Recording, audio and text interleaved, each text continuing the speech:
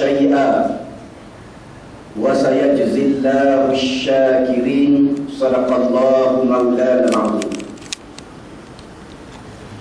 Yang dikasihi Al-Fadhil Tuan Pengurus Majlis, Ashabul Fadilah, Tuan Imam, Tuan Haji Abdul Rahim, para imam, seterusnya ahli jawatan kuasa masjid, para pemimpin masyarakat, muslimin dan muslimat, hadirin dan hadirat yang dikasihi sekalian. Alhamdulillah, kita bersyukur pada Allah pada malam yang berkah ini kita sama-sama duduk sebentar, dalam arti kata ijlis binuh min sa'ah. Kita duduk sama-sama untuk kita sama-sama melahirkan cinta kita, sayang kita kepada Nabi SAW. Dan hari ini kita berada di penghujung minggu yang terakhir dalam bulan Rabiul Awal. Namun demikian, kerana sayang kita, cinta kita kepada Nabi SAW, maka majlis seperti ini kita adakan.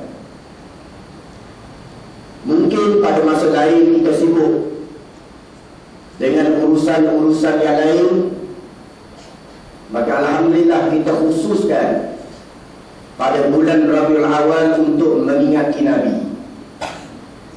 Manakala bagi masjid-masjid yang biasa mengadakan pengajian kitab sirah, sama ada kitab yang ditulis oleh Dr. Muhammad Said Ramadan Al-Buti, seperti kitab Fiqhus Sirah, kitab Fiqhul Harakah yang ditulis oleh Tuan Guru Haji Abdul Hadi Awam, dan kitab-kitab sirah yang lain seperti Nurul Yakin yang ditulis oleh Syekh Hussein Dik, dan lain-lain lagi. Bagi orang yang mengikuti pengajian sirah, maka bagi mereka tidak asing tentang peristiwa sejarah yang berlaku kepada Nabi SAW. Sidang muslimin muslimat, hadirin dan hadirat yang dikasihi Allah, sebetulnya masyarakat kita apabila berada pada bulan Rabiul Awal, mereka sambut Maulidur Rasul. Sebenarnya di sana ada peristiwa yang penting juga, yang kadang-kadang umat Islam lupa untuk mengingatinya pada 12 Rabiul Awal, iaitulah peristiwa kewafatan Nabi SAW.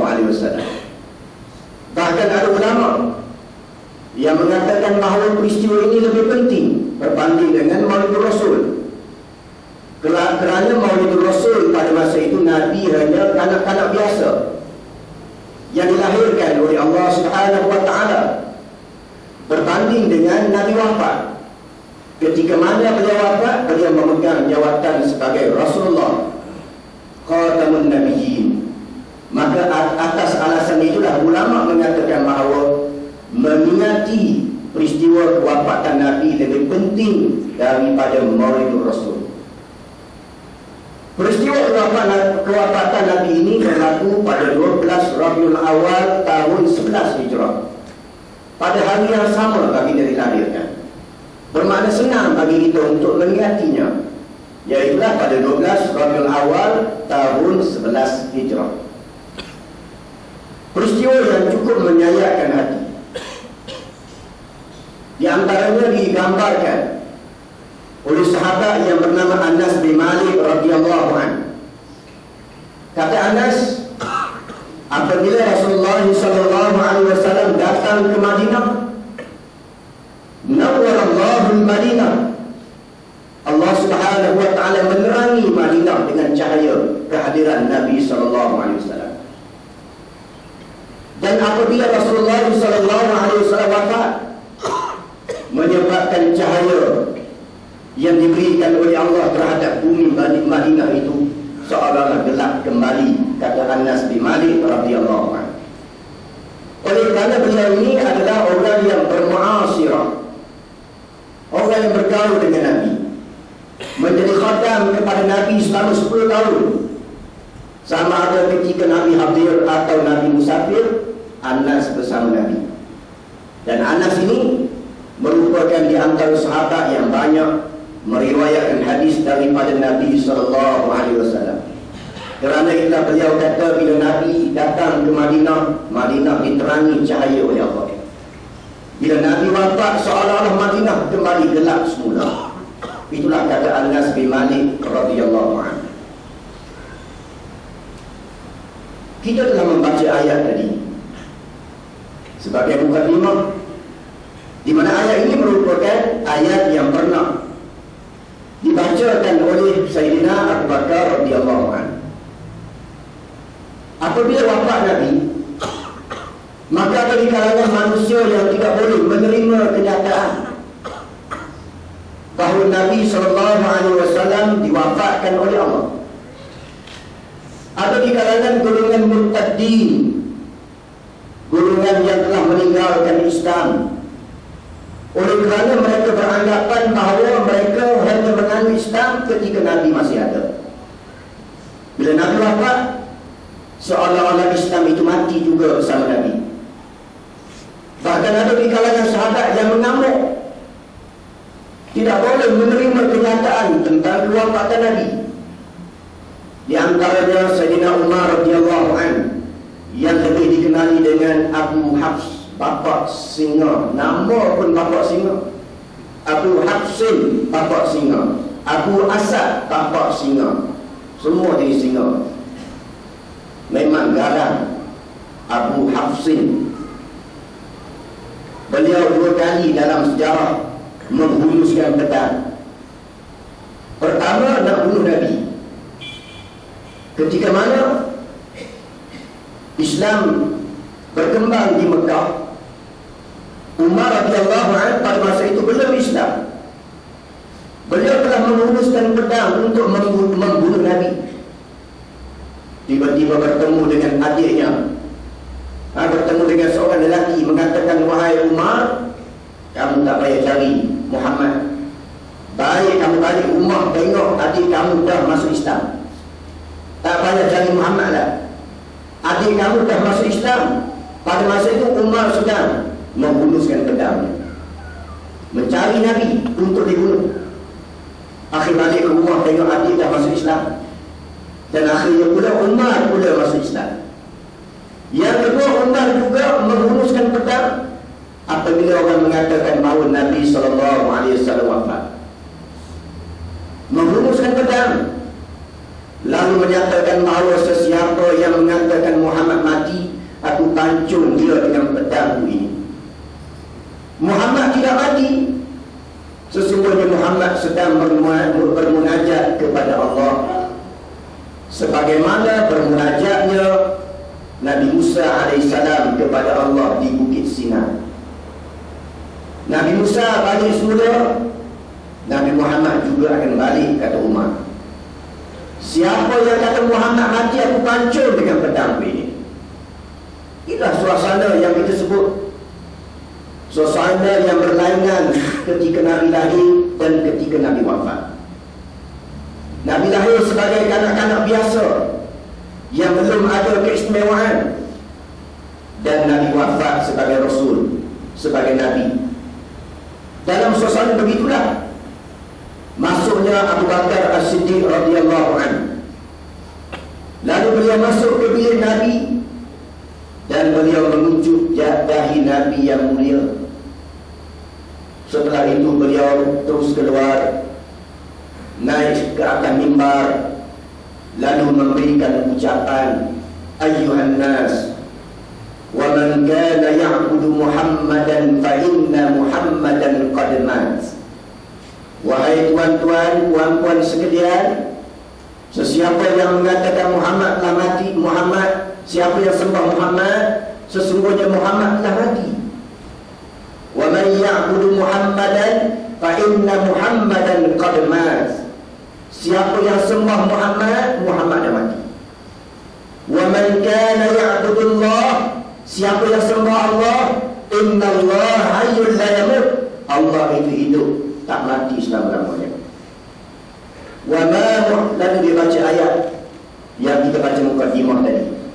Wa ma Muhammadun illa rasul qad khalat min qablihi rusul afa in mata aw qutila qalabtum ala a'qabikum wa man yanqalib ala 'aqibaihi falan yadurra Allah syai'a wa sayajzillahu asy-syakirin.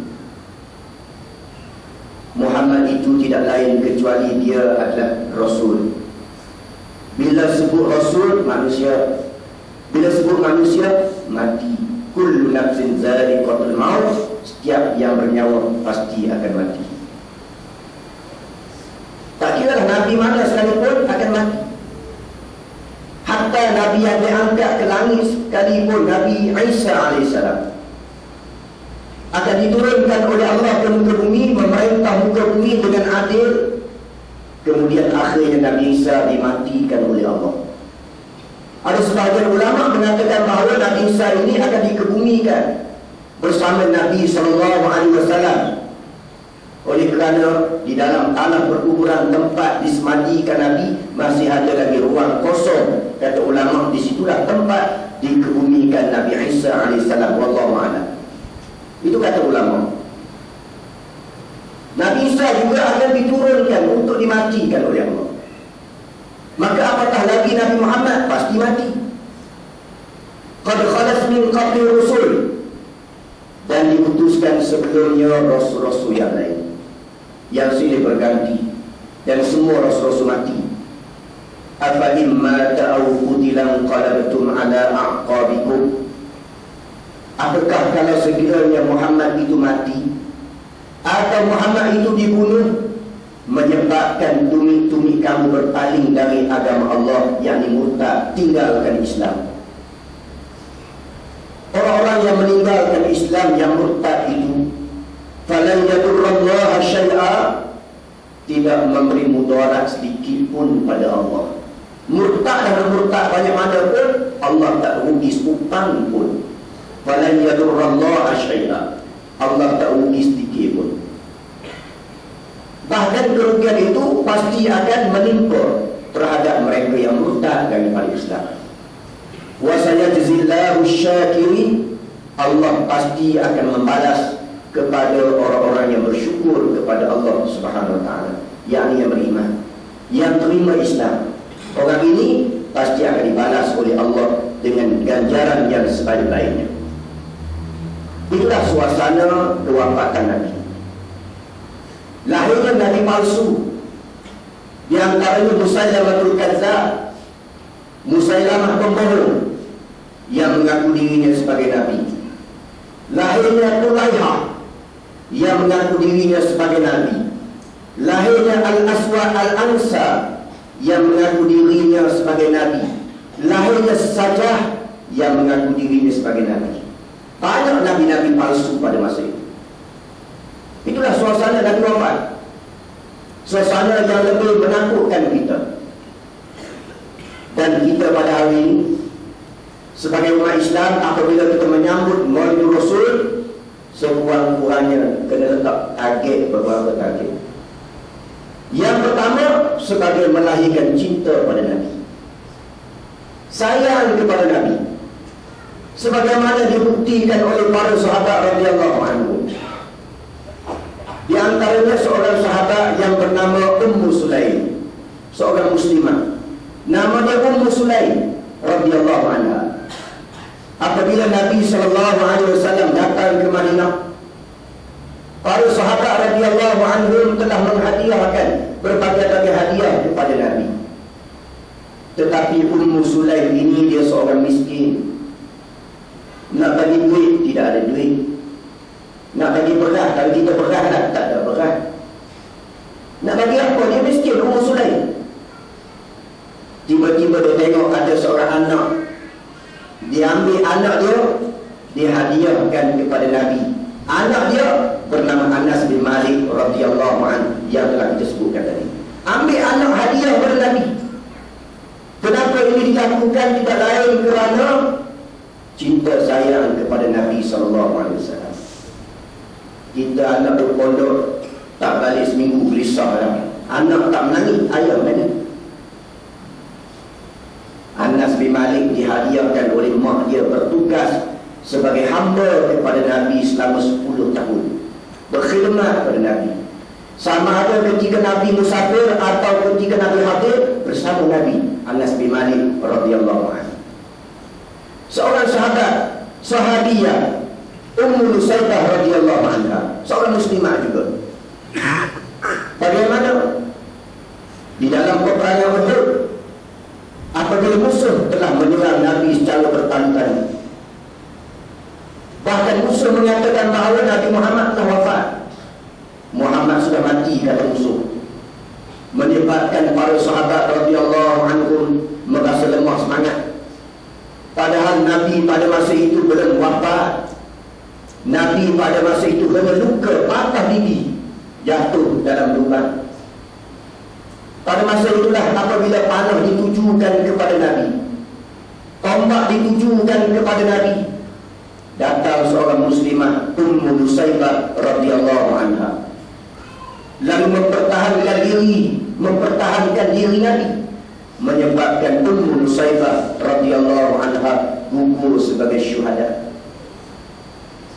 Sayyidina Abu Bakar radhiyallahu anhu di dalam peristiwa Hijratul Rasul, apabila Nabi SAW pernah letih dalam perjalanan, lalu meletak di dalam busur.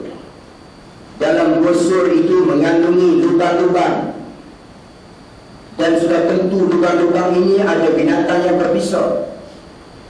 Abu Bakar As-Siddiq radhiyallahu anhu telah mengambil tangan kakinya, apa sahaja yang boleh untuk menyumbat lubang, supaya tidak keluar binatang berbisa untuk menyengat Nabi SAW. Beliau tidak mempedulikan diri dia. Yang penting Nabi tidak cedera, Nabi tidak disengat binatang berbisa. Pada masa itu Nabi sedang tidur, meletakkan kepala ke atas paha Abu Bakar As-Siddiq radhiyallahu anhu.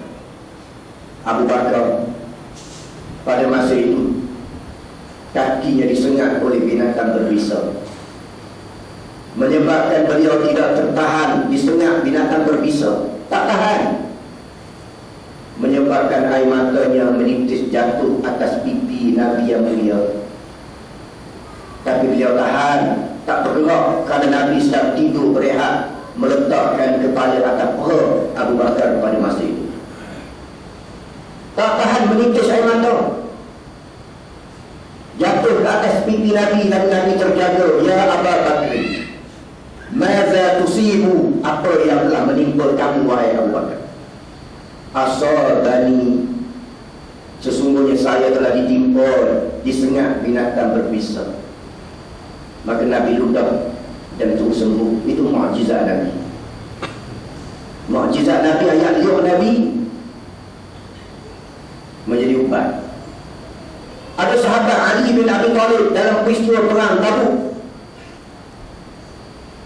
Nabi panggil, aina rajulun yuhibbullah wa rasuluhu wa yuhibbullah wa rasulah. Manakah lelaki yang Allah cinta padanya, Rasul sayang padanya? Panggil ke sini, aku tak beri bendera. Kerana dalam perjuangan bendera penting. Bendera penting dalam perjuangan. Nabi panggil, mana lelaki yang akan aku serahkan bendera kepadanya? Lelaki ini Allah cinta, Nabi cinta padanya. Itu pentingnya bendera dalam perjuangan. Sebab itu kita kalau bendera dah rebut, buanglah, tukar bendera baru. Penting bendera. Kalau tinggal tepi saja tengah, hilanglah, tukar baru. Image Islam kena jatuh. Nabi tanya, mana rajulun yuhibbullah wa rasuluhu wa yuhibbu, Allah kasih kepadanya, Rasul kasih padanya. Sahabat radhiyallahu anhum masing-masing nak terima bendera, nak terima luar panji dalam perjuangan. Kerana orang yang memegang bendera inilah orang yang paling awal mati syahid. Musuh akan tengok siapa yang pegang bendera. Maka orang inilah sasaran pertama musuh, supaya bendera perjuangan itu jatuh. Panglima yang memegang bendera. Maka akhirnya Nabi tanya, Aina Ali? Aina Ali? Jawab sahabat, Ali sedang sakit mata. Nabi tak panggil orang lain, panggil menantu. Menantu dia, bermakna Nabi nak supaya menantu dia yang paling awal syahid. Kita hari ini menantu beri projek berjuta-juta. Nabi nak menantu mati awal. Itu beza kita dengan Nabi. Kita menantu tu dia jutawan. Tu tua-tua duk bodek juga. Pasal dia jaga projek anak. Tua-tua nak mati dah. Duk tahan juga pasal bimbang takut projek anak hilang. Nabi nak supaya menantu dia mati untuk Islam, supaya diberikan bendera kepada menantu. Sahabat jawab, Ali sedang sakit mata, ya Rasulullah. Kemudian Nabi panggil juga, dan Ali datang. Lalu Nabi meludah ke dalam mata Ali, menyebabkan sembuh penyakitnya. Kita jangan cuba buta mata kawan. Itulah kehebatan Nabi, ahli Nabi. Begitu juga ahli Nabi ini, ketika Madinah, telaga Madinah dimasuki oleh air masin, menyebabkan penduduk Madinah tak boleh minum air masin. Lalu mereka telah datang mengaku Nabi SAW. Lalu Nabi datang meludah ke dalam telaga masin jadi tawa saja. Dalam masa yang sama juga Allah Ta'ala nak uji. Allah Ta'ala nak membuktikan mana Nabi betul, mana Nabi palsu. Pada masa itu Musailamah dah mengaku diri sebagai Nabi. Maka Musailamah pun nak cuba juga, nak ludah dalam telaga Nabi Muhammad boleh, aku pun Nabi juga, kata Musailamah. Lalu dia ludah ayat dalam telaga, masih lagi perih. Itu Musailamah kadzab, Nabi bohong. Musailamah kadzab dengan makna pembohong. Seorang panglima Islam di kalangan panglima musyrikin, dia mengatakan, kami kagum dengan sahabat-sahabat Muhammad ini. Mereka memuliakan Nabi, tidak sebagaimana orang lain memuliakan raja-raja. Orang hormat raja pasal takut pada raja. Orang hormat pada raja kerana nak bodek raja. Tapi kalau raja kapur duduk kampung orang layan, pasal apa orang sayang raja? Ada sayang kerana nak benda pada raja. Tak lebih pada itu. Takut pada raja. Tapi kata mereka, musuh Islam ini mengatakan, tahu kami heran tengok pengikut-pengikut Muhammad ini. Mereka memuliakan Muhammad. Apabila Nabi SAW mengambil air sembahyang, air wudhu Nabi tak sempat jatuh ke bumi, disambut oleh sahabat. Lalu mereka menyapu ke badan-badan mereka sebagai tabarruk, mengambil berkah daripada Nabi SAW. Syekh Dr. Sa'id Ramadan Al-Buti dalam kitabnya Fiqhus Sirah, beliau menyebut bahawa Nabi apabila meludah air liur tak sempat jatuh ke bumi, disambut oleh sahabat. Lalu mereka menyapu ke seluruh badan mereka sebagai tabarruk, mengambil berkah daripada Nabi SAW. Mana ada raja yang ludah air liur layak sambut air liur dia? Tak ada. Itulah hebatnya Nabi Muhammad, yang disebut oleh Syekh Sa'id Ramadan Al-Buti rahimahullah, masih hidup, sedang berada di Syria. Muhammad Sa'id Ramadan Al-Buti. Kita sebut bahawa kita nak melahirkan sayang kita pada Nabi. Kerana orang yang sayang kepada Nabi ini, Nabi beri jaminan. Salasun man kunna fihi wajada halawatal iman. An yakuna Allah wa rasuluhu ahabba ilaihi mimma siwahuma, wa an yuhibba al-mar'a la yuhibbuhu illa lillah, wa an yakraha an ya'uda bil kufri kama yakrahu an yuqdha hadis riwayat Al-Bukhari. Kena sebut lalu tu pasal bimbang, takut saya tanya. Hari itu saya khutbah atas mimbar Masjid Taman Pelangi Kerai. Orang panggil Taman Antarabangsa, Taman Hollywood situ lah. Banglanya ada, Indon ada, semua situ. Tak boleh sepi pening kepala tengok Indon pakai surat keras, pakai surat katak. Tu Taman Pelangi. Cerita Taman Pelangi, Taman Antarabangsa, Mak Indon, Mak Filipin, macam-macam ada situ. Pening kepala mula-mula masuk. Tapi dah biasa masuk, tak apa, tak pening. Lepas-lepas khutbah turun mimbar, main seorang Indon. Bapak Ustaz, saya mau tanya, tadi Ustaz baca dalam khutbah itu hadis pertama riwayat siapa Pak Ustaz? Hadis kedua riwayat siapa Pak Ustaz? Hadis ketiga riwayat siapa Pak Ustaz? Jenah pun apa Mana ada orang tanya. Kita dengar khutbah spontan macam ni, mana ada buat kata. Pasal sunnah Nabi SAW, yakhtubu, Nabi berkhutbah. Nabi bukan baca khutbah, Nabi yakhtubu, berkhutbah.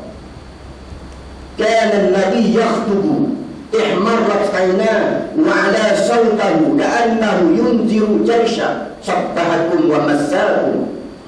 Hadis riwayat Al-Bukhari dalam kitab Mustika Hadis jilid pertama. Disebut bahawa Nabi bila berkhutbah, ihmarrat aynah, merah matanya, wa ala sawtah, tinggi suaranya, ka'annahu munziru jaysh, seolah-olah dia memberi arahan kepada para tenteranya, bersiap sedialah kamu, sesungguhnya musuh akan menyerang kamu, sama ada pada pagi ini atau waktu petang ini. Itu Nabi khutbah. Ini kita khutbah, inna allaha wa malaikatahu, Nabi khutbah makmum. Khutbah besar lagi makmum. Pasal khutbah tak bermutu. Nabi ihmarra aynah, merah mata, wa ala sawtah, tinggi suara khutbah Nabi. Jadi nak dengar khutbah Nabi, pergi dengar khutbah jadi lantang-lantang. Itulah baru khutbah Nabi. Nilai khati innallaha wa malaikatahu, bergegak. Makmum di belakang mereka. Itu nak dapat macam mana? Nak dapat hidayah dari mana? Janganlah makmum jadi main dengar khutbah dia. Kuliah tak mau dengar, ceramah tak mau dengar, dia kira khutbah. Khutbah pun dia kira main baca doa tidak kuih. Bismillahirrahmanirrahim ayat wa'amu lena. Khatib barakallahu li wa lakum fil Qur'an karim. Baca doa bangkit di doa alhamdulillahilladzi ahyana ba'da ma amatana wa ilaihin nusyur. Jadi banyak betul. Pasal apa? Kerana khutbah tak bermutu. Khutbah tidak membayangkan cara khutbah Nabi.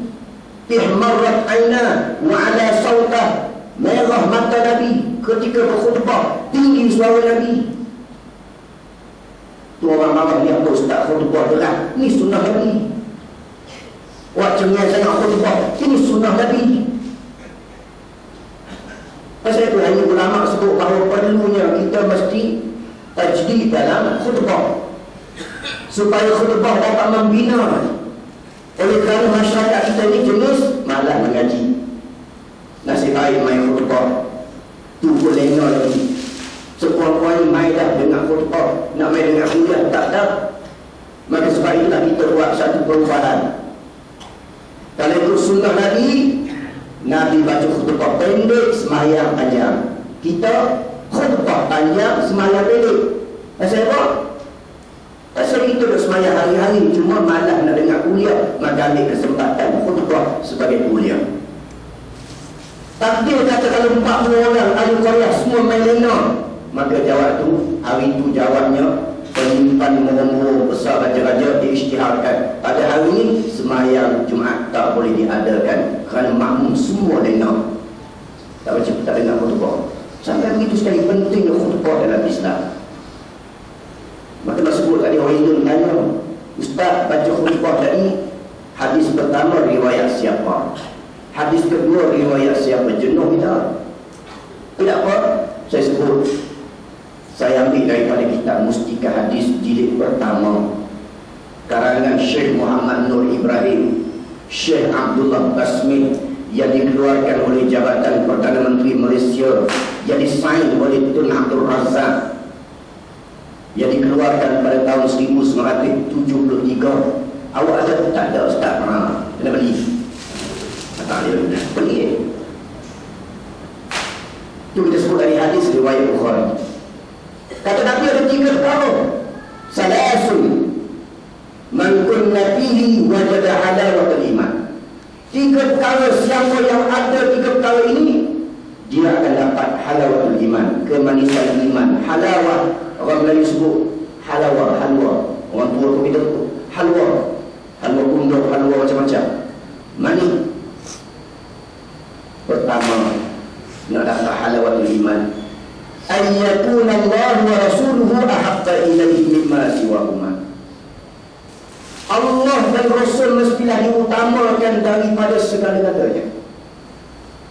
Hatta anak isteri, hatta ayah kita, mak kita, kerja kita, segala-galanya Allah Rasul mestilah didahulukan.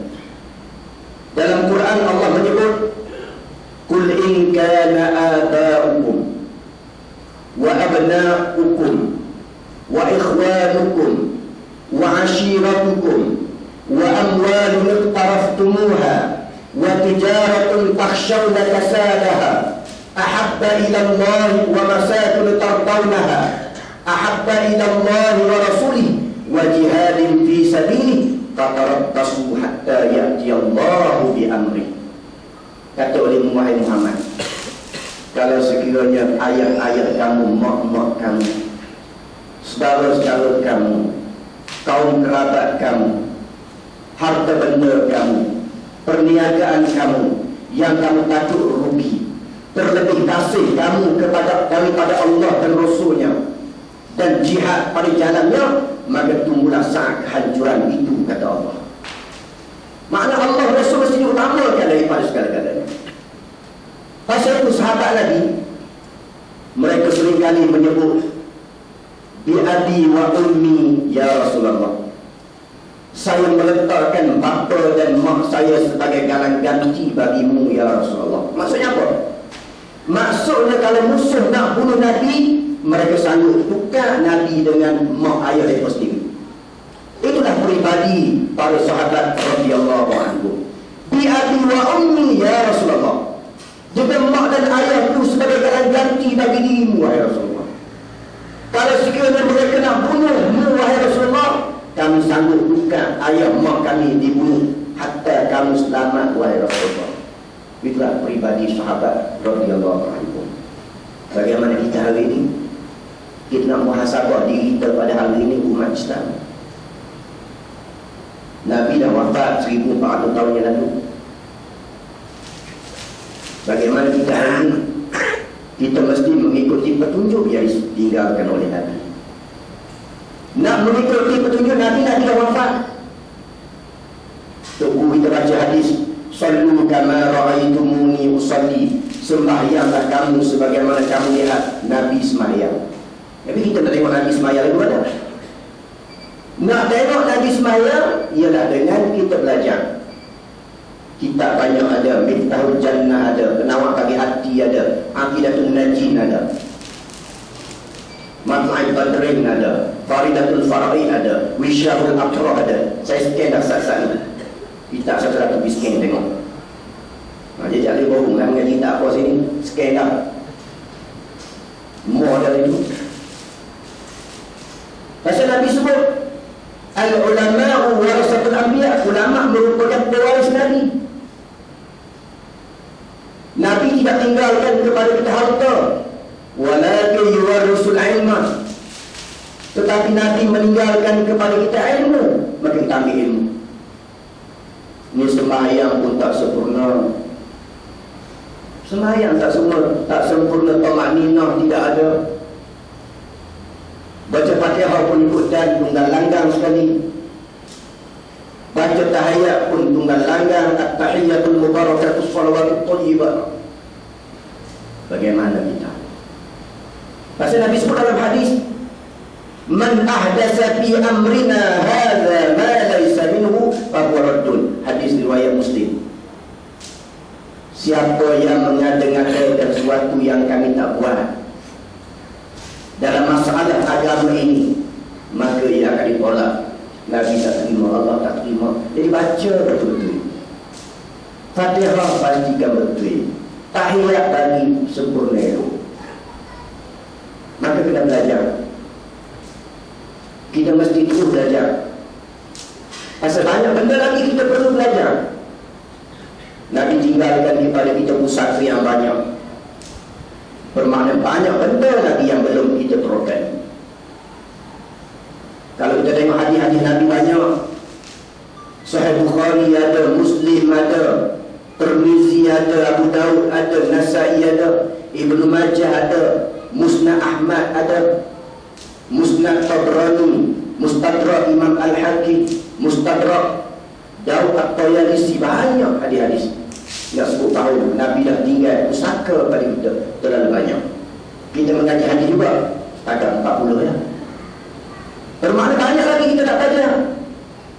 Maka kita mesti menerokai pusaka yang ditinggalkan oleh Nabi supaya kita melahirkan sayang kita kepada Nabi SAW.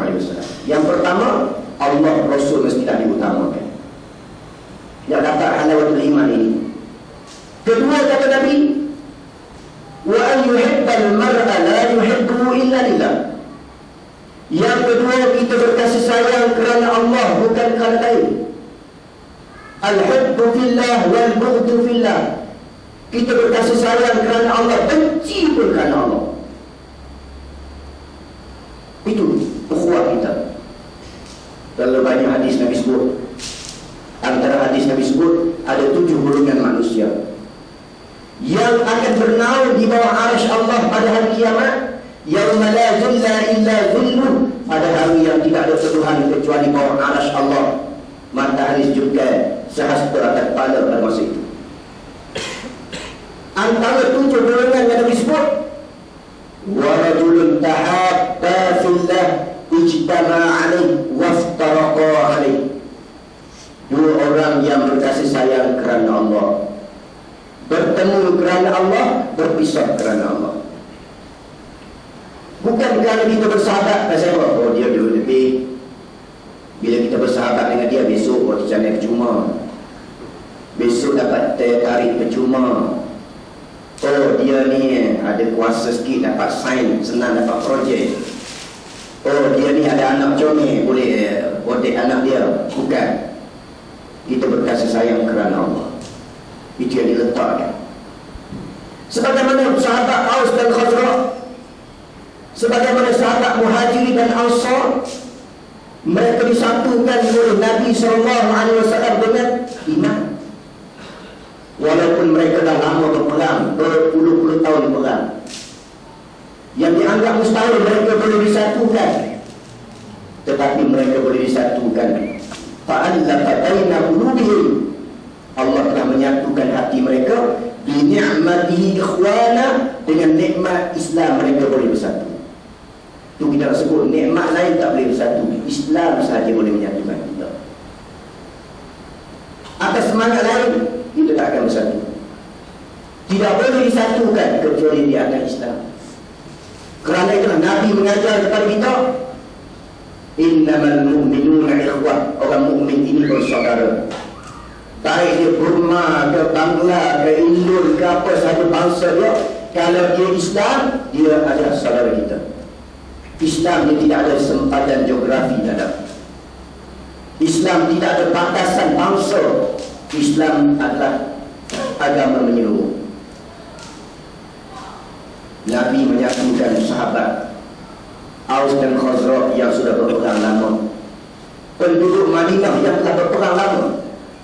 Perang bukan sebab kis besar, kis kecil lah. Pelera lembu-lembu pergi makan gandum, maka mengamuk perang. Perang sampai ke zaman cucu cici, melibatkan kabilah. Itu dahsyatnya budaya jahiliah pada masa itu. Sebab kecil lah, seekor lembu pergi makan gandum, kawan tu tebah lembu tu, tuan dia mengamuk, angkat kabilah mengamuk, perang sama dia. Perang sampai generasi-generasi, tanya pasal perang. Tok Wan kami dulu kambing dia tebah makan padi, kemudian Tok Wan kami tebah. Tu lah. sampai berpuluh-puluh tahun lamanya. Sebab tu ya. Maka Nabi satukan mereka. Maka kita begitu juga, kita berkasih sayang kerana Allah. Bila berkasih sayang kerana Allah, sebab itulah kita perlu nasihat, menasihati sesama kita. Wa tawasaw bil haqq wa tawasaw bis sabr. Orang pondok dia mengaji, dia panggil fi'il musyarakah. Al-fi'lul musyarakah. Bila sebut fi'il musyarakah, dia mesti ada dua pihak. Orang ini nasihat, orang ini terima nasihat. Kemudian kawan ini pula beri nasihat, kawan ini pula terima nasihat. Musyarakah. Dia tak boleh seorang. Fi'lul musyarakah. Wa tawasaw bil haqq wa tawasaw bis sabr. Kita berpesan sahabat kita. Hatta kalau sekiranya sahabat kita jahat sekalipun, kita kena tolong dia. Pernah satu hari Nabi bersabda kepada sahabat, kata Nabi, unsur akhaka zaliman aw mazluma. Kamu mestilah tolong sahabat kamu, baik dia ni zalim atau orang yang dizalimi. Dua-dua kena tolong.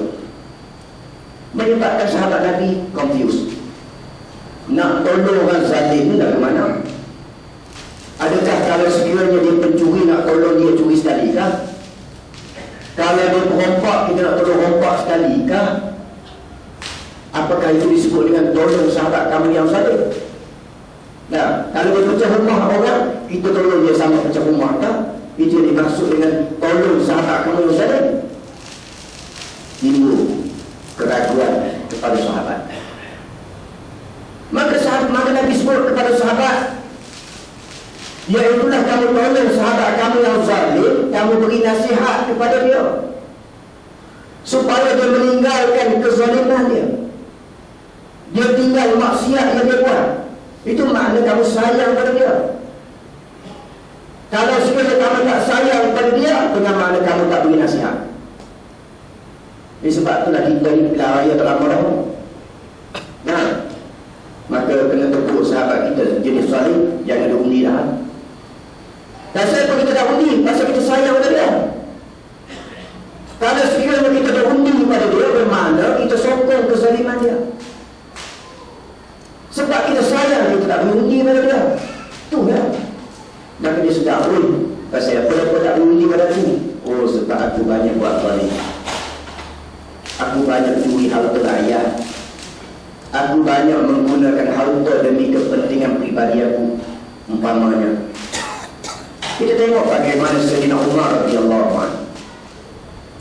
Pada satu hari, apabila Islam diberi kemenangan oleh Allah dalam peperangan, maka sudah tentu ada harta ghanimah. Maka harta ghanimah ini dibahagi-bahagikan kepada sahabat yang terlibat dalam perang. Termasuklah Sayyidina Umar sendiri pergi perang, dia dapat juga harta ghanimah, iaitulah kain. Dapat kain. Tapi kain itu kecil, dibahagi-bahagikan, dapat sikit seorang nak buat baju, memang tak lepas. Memang tak lepas, kain itu kecil. Tiba-tiba pada hari yang berikutnya, ada satu majlis, lalu Sayyidina Umar datang nak beri ucapan, beliau sebagai ketua negara pada masa itu. Beliau nak beri ucapan, lalu bangkit seorang pemuda berkata pada Umar, wahai Umar, kami tak akan dengar nasihat kamu kecuali kamu mesti jawab soalan saya dulu, baru saya boleh dengar arahan kamu. Saya ikut arahan kamu. Sami'na wa ata'na, saya dengar, saya taat. Kemudian saya Umar tanya, apa soalannya? Sehingga begitu sekali tak mau dengar ucapan saya. Kan saya PM Madinah ni tak sebarangan. PM Madinah tiba-tiba tak mau dengar. Kan saya panggil boleh tangkapkan lah, baru tahu. Maknanya begitu. Saya Umar boleh ambil tindakan. Tapi saya Umar tak buat lagu tu. Dia tanya apa soalannya. Listen. Dengar. Apa soalannya? Jawab lelaki itu, iaitulah, wahai Umar, saya tengok khalifah ini pakai baju baru. Saya pun dapat kain. Tapi kain yang saya dapat tak cukup buat jubah. Sahabat-sahabat lain juga dapat kain, tak cukup buat jubah selai. Kalau nak buat untuk anak kecil mungkin boleh lepas. Oh, dah betul. Kalau begitu, adakah kamu ambil lebih, wahai Umar, kata lelaki. Adakah kamu ambil lebih kain itu? Sayyidina Umar tak jawab. Bangkit anak dia, Abdullah bin Umar bin Al-Khattab radhiyallahu anhu. Beliau jawab mewakili ayah dia. Benar, ayahku memakai baju baru. Dan benar, memang tak boleh buat baju pasal kain itu kecil. Tetapi saya telah beri kain saya kepada ayah saya supaya dia gabung dua kain buat jubah dia. Sebab itu sekarang dia pakai jubah baru. Dengar macam tu ayat tu mengatakan, ya amirul mukminin, samina wa ata'na, kami dengar, kami patuh. Itu khalifah Islam.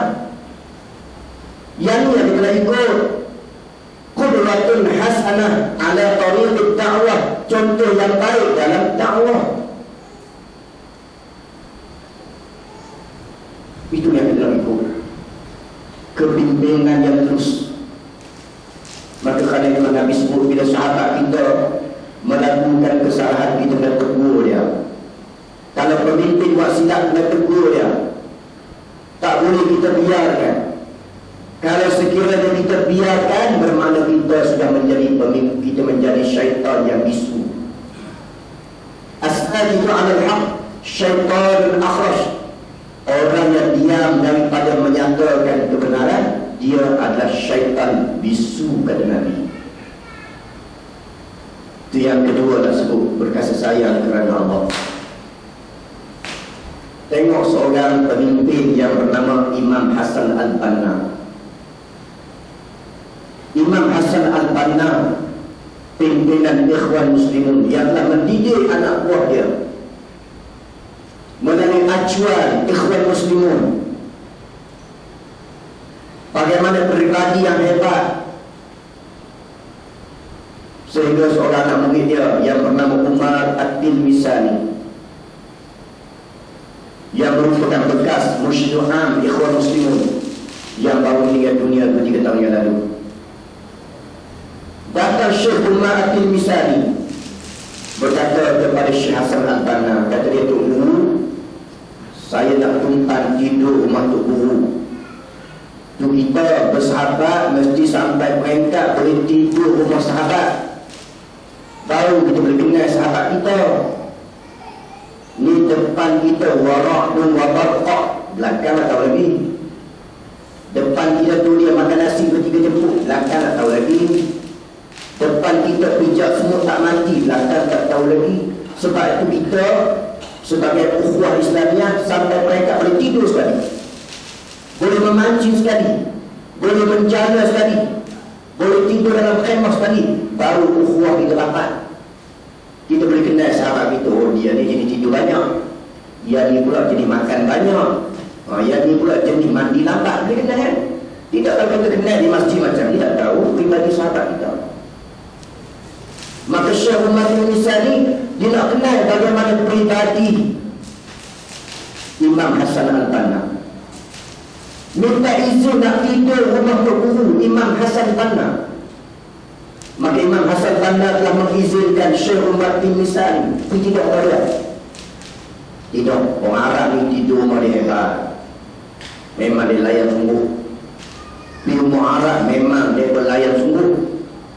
Tu dia nasi 1 talam, makan 2 orang, ayam 2 ekor, jenuh habis. Memang dia rakyat sungguh Arab, tak macam kita. Arab dia rakyat sungguh. Mula-mula sampai dia buat main buah tufah, buah ekor 1 raga, makan 1 raga, jenuh makan kita. Lepas habis buah lagi dia buat main apa? Buat main kopi pahit, tak ada walaupun sebiji gula. Lepas tu buat main roti pula, cicah dengan kacang dal, cicah minyak zaitun, makan minyak zaitun, buah zaitun. Lepas tu nasi maklubah pula, 1 salam ayam 2 ekor. Dia orang Arab. Tapi masa minum kopi tu sempoi. Kita minum kopi, lepas habis tu dia kena goncang lagu ni. Kalau tak goncang, tengok ayam ada lagi, dia buka lagi. Kalau tak goncang, dia kena goncang. Lepas minum goncang, bermakna tak mau dah. Kalau tak goncang, dia isi lain. Habis minum, isi lain. Habis minum, isi lain. Lepas minum, kena goncang macam ni. Kalau tak mau goncang pun, kena sebut dia la. Dia tak boleh. La